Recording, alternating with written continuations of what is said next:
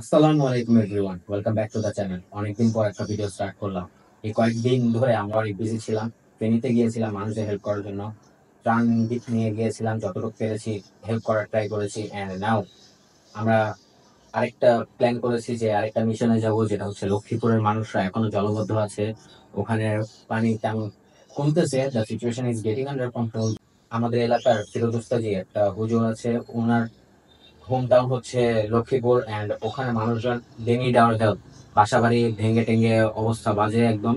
So আমাদের কিছু fund ছিল আগের, এন্ড এবার কিছু ফান্ড উঠিয়েছি। এন্ড ওনার সাথে কোলাবোরেট করে একটা একটা অ্যামাউন্ট আর কি হয়েছে, ওটা নিয়ে আমরা যাবো হচ্ছে লক্ষ্মীপুর।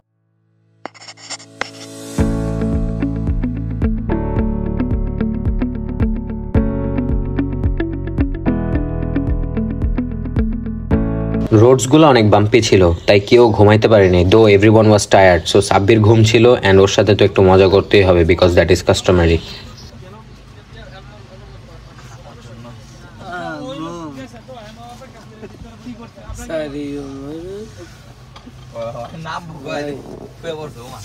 ইট টুক আস রাফলি 7 hours to reach there. Dhaka থেকে লক্ষ্মীপুর 7 ঘন্টা, মানে একটু বেশি লেগেছে কারণ আমরা জায়গায় জায়গায় থেমে নামাজ টামাজ পড়েছি অ্যান্ড নাস্তা টাস্তা করেছি।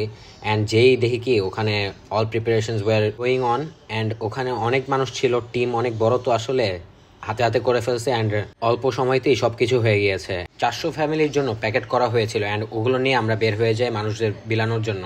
এখন আমরা লক্ষ্মীপুরের ভিতরের দিকে যাচ্ছি।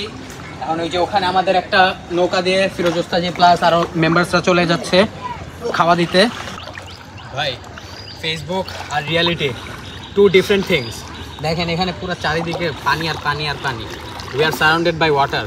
এখন হচ্ছে আমরা আস্তে আস্তে হাঁটতেছি যতদূর পারতেছি অ্যান্ড ওখানে সামনে চলে গেছে। I am lagging behind everyone. প্রত্যেক ফ্যামিলিতে খাওয়া প্লাস কিছু টাকা দেওয়া হয়েছে, আলহামদুলিল্লাহ, এভরিথিং ডান।